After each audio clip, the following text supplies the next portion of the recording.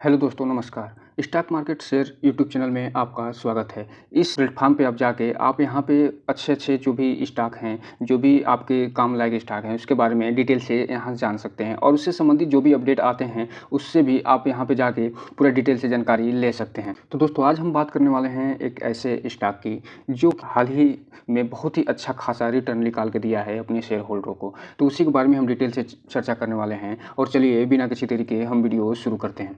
दोस्तों, आज हम बात करने वाले हैं एचबीएल पावर सिस्टम लिमिटेड की, क्योंकि इसकी जो एनुअल रिपोर्ट है वो जारी कर दी गई है और उसी एनुअल रिपोर्ट को हम ब्रीफ से देखने वाले हैं कि क्योंकि किसी भी कंपनी का जो एनुअल रिपोर्ट आता है उसी के आधार पे अदर जो भी वेबसाइट होती हैं उसमें इनका डिटेल डालती हैं। तो हम यहीं से हम पूरे डिटेल देखने का प्रयास करेंगे कि ब्रीफ में ही सही, क्योंकि बहुत बड़ा ये इन्होंने एनुअल रिपोर्ट जारी किया है, लगभग 300 पेज का ये इनका एनुअल रिपोर्ट है। तो उसको हम ब्रीफ में देखने का प्रयास करेंगे कि इसमें क्या-क्या रिसेंट डेवलपमेंट हुए हैं और इस रिसेंट डेवलपमेंट जो हो रहे हैं, उसके अलावा ये किस-किस बिज़नेस में काम कर रही है और ये जो काम कर रही है, उसका भविष्य क्या है उस काम का, इसके अर्थात ये जो इनके वर्क का भविष्य क्या है और इस कंपनी का भविष्य क्या है, इस सारी की सारी डिटेल इन्होंने अपने पूरे एनुअल रिपोर्ट में बताई हुई है और उसी के बारे में हम डिटेल से चर्चा करने वाले हैं। साथ ही साथ जो एनुअल रिपोर्ट आई है, उसमें इन्होंने जो इनकी अगली मीटिंग कब होनी है, उसके बारे में भी इन्होंने डिटेल से बताया है। तो हम उसको भी जानने का प्रयास करेंगे इस वीडियो के माध्यम से।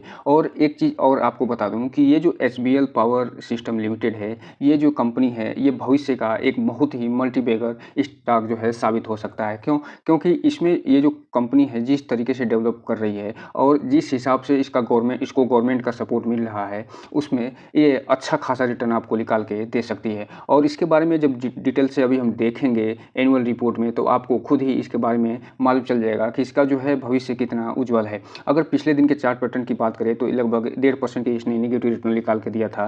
5 दिन में इसने शेयर होल्डर को 2.5% का, 1 महीने में अगर बात करें तो 23% का पॉजिटिव रिटर्न निकाल के दिया है। 6 महीने में 157% का रिटर्न दिया है। एयरटेल डेट में इसने 153% का। अगर हम 1 साल की बात करें तो यहाँ पे आप देखिए 186% का।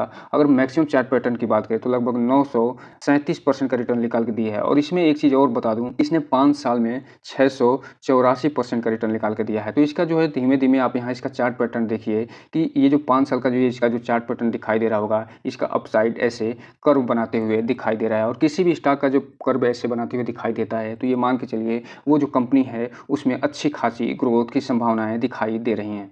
इसके अलावा अभी हाल ही में सरकार ने अनाउंस किया है कि एक बीज प्लान लेके आई है। वो बीज प्लान क्या है उसके बारे में हम डिटेल से जानेंगे और इस बीज प्लान पे का इस एचबीएल जो पावर सिस्टम है उसको कितना फ़ायदा मिलेगा, उसको भी हम देखने का प्रयास करेंगे। क्योंकि एचबीएल पावर जो लिमिटेड शेयर है, वो उसको हो सकता है कि ये जो बीज प्लान लेके आई है गवर्नमेंट, उसमें अच्छा खासा फ़ायदा मिले, क्योंकि ये जो कंपनी है इसको गवर्नमेंट का अच्छा खासा सपोर्ट है और ये जो कवच एंटी ट्रेन कोलिजन जो सिस्टम है उसका भी निर्माण करने में इसकी भी भागीदारी है। तो इस हिसाब से हो सकता है आने वाले समय में आपको दिखाई दे कि ये बीज जो आया है उसमें इसकी भी भागीदारी बढ़े। तो इसको भी हम डिटेल से देखने वाले हैं। यहाँ पे आप देख रहे हैं कि ये जो 4 तारीख को इन्होंने एनुअल रिपोर्ट जारी किया है, उसी में इन्होंने डिटेल से बताया है कि ये जो इनका प्लान क्या है और इन प्लान के साथ-साथ अपने सारे बिज़नेस के बारे में इन्होंने डिटेल दिया है। तो चलिए दोस्तों, बिना किसी देरी के हम सीधा उसी न्यूज़ पे चलते हैं और इनके एनुअल जो रिपोर्ट आई है, उसको हम ब्रीफ में पढ़ने का प्रयास करते हैं। एनुअल रिपोर्ट देखने से पहले अगर हम आपको बता दूं कि ये इनका जो अगली जनरल मीटिंग होने वाली है, एनुअल जनरल मीटिंग, वो 28 तारीख को होने वाली है। तो आप जो है 28 तारीख को जो एनुअल जनरल मीटिंग होनी है, उस पे आप अपनी जो है निगाह बना सकते हैं। आप उस दिन इसके जो भी और डिटेल जानकारी निकल के आएँगी, उसके बारे में आप यहाँ से डिटेल ले सकते हैं।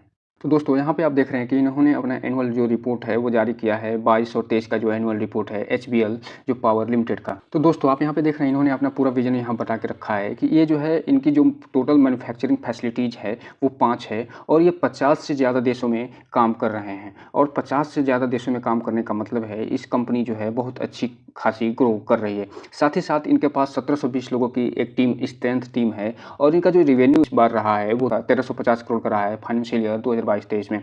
और इसके जो प्रॉफिट रहे हैं वो 117 करोड़ के रहे हैं, नेट प्रॉफिट 95 करोड़ के। और साथ ही साथ ये बता रहे हैं कि इनका जो नेट ग्रोथ रहा है वो 956 करोड़ का रहा है। और 324 फिक्स एसेट नेट हैं इनके, और इनका जो मार्केट कैपिटलाइजेशन है 2640 करोड़ के आसपास का रहा है। अर्थात ये एक जो है स्मॉल कैप और मिड कैप के बीच की कंपनी है। इस तरीके से ऐसे कह सकते हैं कि एक तरीके से ये मिड कैप कंपनी है। इसके अलावा इन्होंने ये भी बताया है कि ये जो काम कर रहे हैं वो कहाँ काम कर रहे हैं। तो यहाँ पे आप देखिए, इनका जो सेक्टर है वो डिफेंस सेक्टर है, इंडस्ट्री सेक्टर है और मोबिलिटी सेक्टर है। और डिफेंस सेक्टर में ये क्या कर रहे हैं इसके बारे में ये बता रहे हैं कि इंडस्ट्रियल बैटरीज बनाते हैं। और ये जो इंडस्ट्रियल बैटरीज होती हैं वो एयरक्राफ्ट में लगती हैं, मिसाइल में लगती हैं, टारपीडोज में लगते हैं, बैटल टैंक्स में लगती हैं और सबमरीन में ये बैटरियाँ लगती हैं। और साथ ही साथ ये जो निकल कैडमियम लेड एसिड है, वेरियस टेक्नोलॉजी जो है ये इसमें प्रोवाइड करते हैं इंडस्ट्री में। और मोबिलिटी की बात करें तो जो अभी वर्तमान में चल रहा है ई व्हीकल की जो एक धूम आई हुई है, एक जो है बहुत डिमांड बढ़ रहा है, उसमें ये लिथियम आयन जो बैटरी काम करते हैं उससे इसको अच्छा खासा ग्रोथ मिल सकता है। इसके अलावा इलेक्ट्रॉनिक्स की बात करें तो इसमें ये communication equipment for army, artillery and fuses, और अर्थात भारत जो सरकार है उसके लिए ये काम करते हैं और कम्युनिकेशन इक्विपमेंट प्रोवाइड करते हैं। साथ ही साथ जो है ये battery charge, energy storage system, battery management system और ये सब पे काम करते हैं। और ये जो बैटरी स्टोरेज सिस्टम है इसी से संबंधित एक जो न्यूज़ निकल के आई है कि गवर्नमेंट ने एक बीज प्लान लॉन्च किया है। अभी हम उसको डिटेल से देखेंगे, लेकिन आपको यहाँ पे बता दूँ कि वो जो बीज प्लान में हो सकता हो कि HBL की भूमिका भी बढ़ जाए। इसके अलावा ये जो इलेक्ट्रॉनिक्स में train protection, train management system पे काम कर रहे हैं, जिसके बारे में हम अभी आपको पहले बता चुके हैं कि ये कवच से जो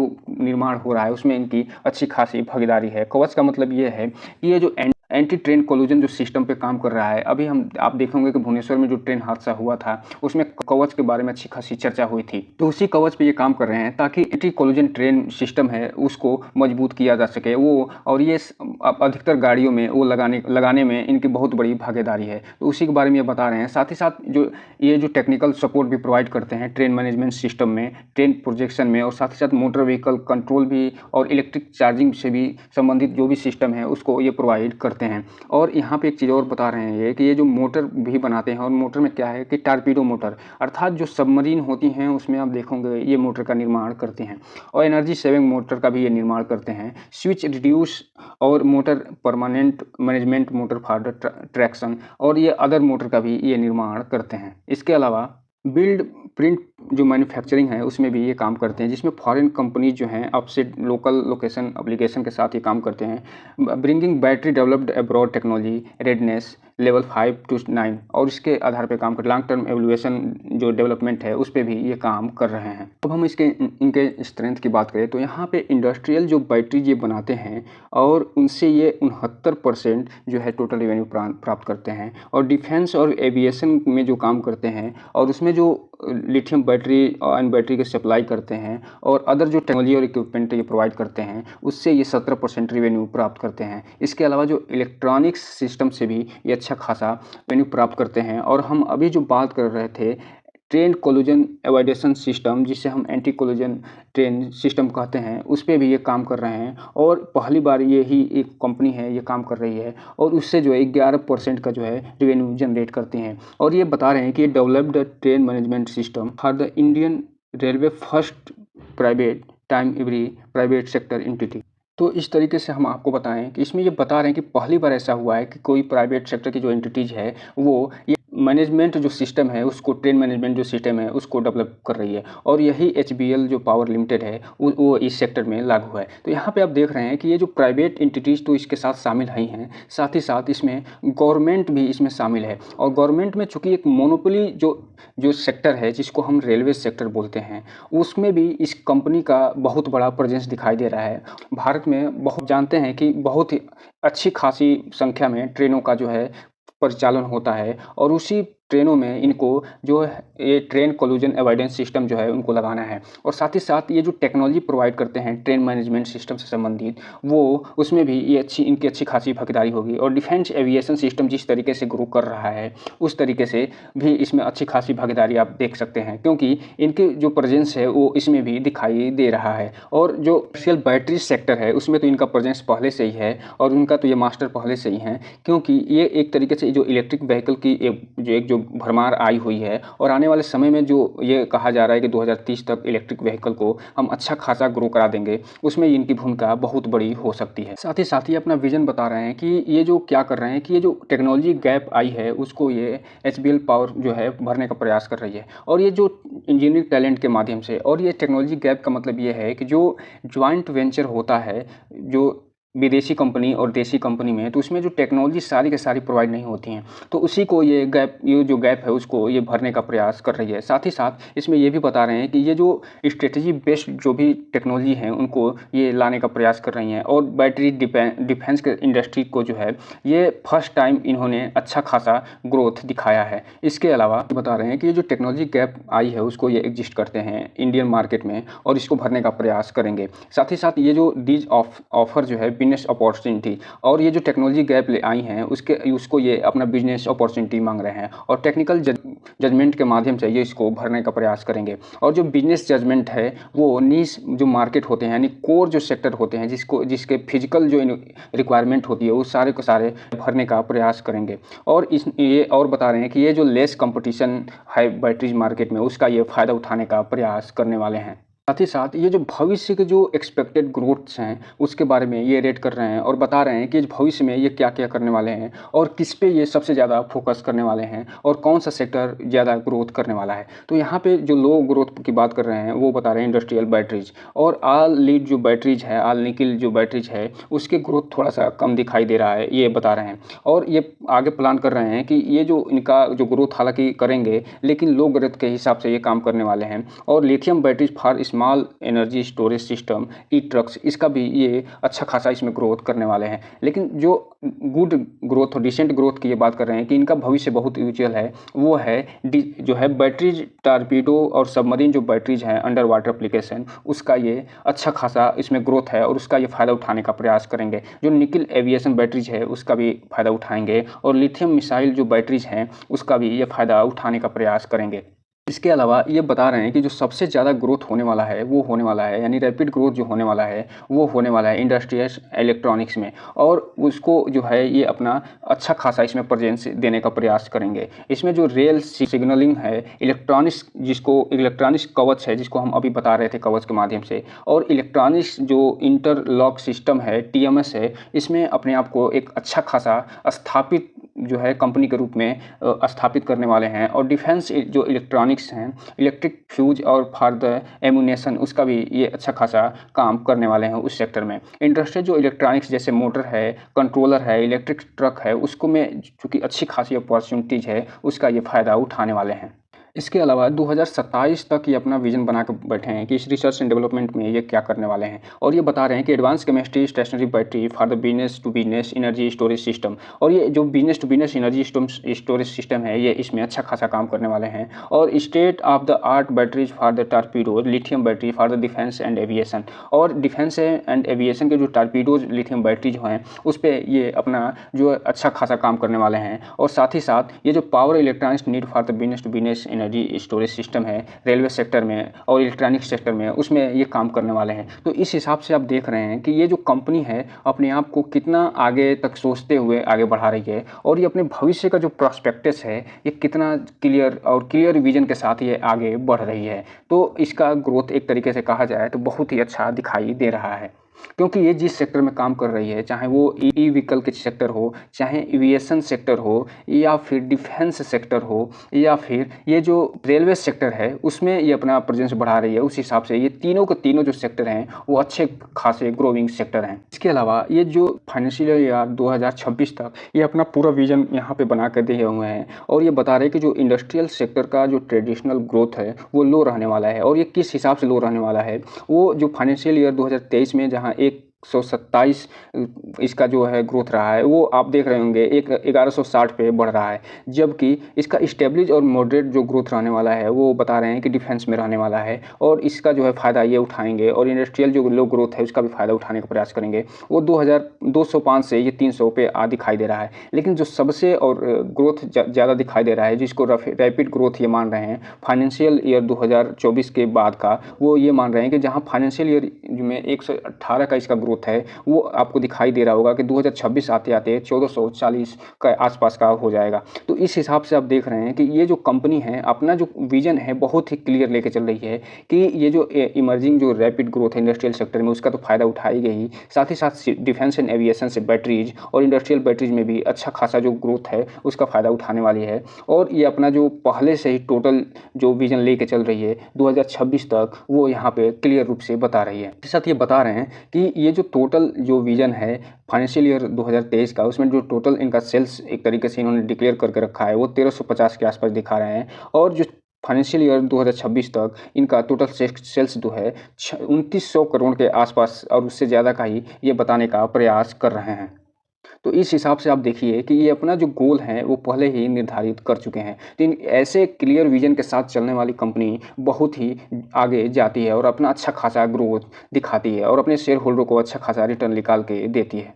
और यहाँ पे ये फाइनेंशियल ईयर में ये अपना फाइनेंशियल जो मैट्रिक्स है उसके भी बारे में बात कर रहे हैं। जो क्रेडिट रेटिंग केयर एज ने इनको दिया है वो लॉन्ग टर्म में इनका ए पॉजिटिव है और शॉर्ट टर्म में A1 रेटिंग इसको प्रदान की गई है। और ये जो 40 ईयर से विदाउट किसी रीशेड्यूलिंग के जो है अपना पैसा लगातार चुकाते जा रहे हैं, इसीलिए ये सारे के सारे रेटिंग अच्छी खासी दिखाई दे रही होगी। और इन पे डेब्ट और जो डेब्ट नेटवर्थ रेशियो है वो 0.2 के आसपास है, अर्थात इसका नाम मात्र का इन पे डेब्ट है। तो यहाँ पे आप देख रहे होंगे इस पे अच्छी खासी एक डेब्ट फ्री कंपनी है और जिनका विजन एकदम क्लियर विजन के साथ ये काम कर रहे हैं। और एक चीज़ यहाँ पे और ये बता रहे हैं कि इनकी जो डिविडेंड पॉलिसी है वो ये बना के रखे हैं कि हर एवरी साल जो है ना प्रत्येक साल ये 5% बढ़ाएंगे, अर्थात इनका जो डिविडेंड देने की जो एक गति होगी प्रत्येक साल ये 5% के आसपास बढ़ जाएगी। और आप जानते हैं कि चूँकि जो मुद्रास्फीति होती है वो 5% के आसपास ही रहती है, तो इस हिसाब से ये एक तरीके से मुद्रास्फीति के बराबर ही ये अपना डिविडेंड जो है हर साल बढ़ाने वाले हैं।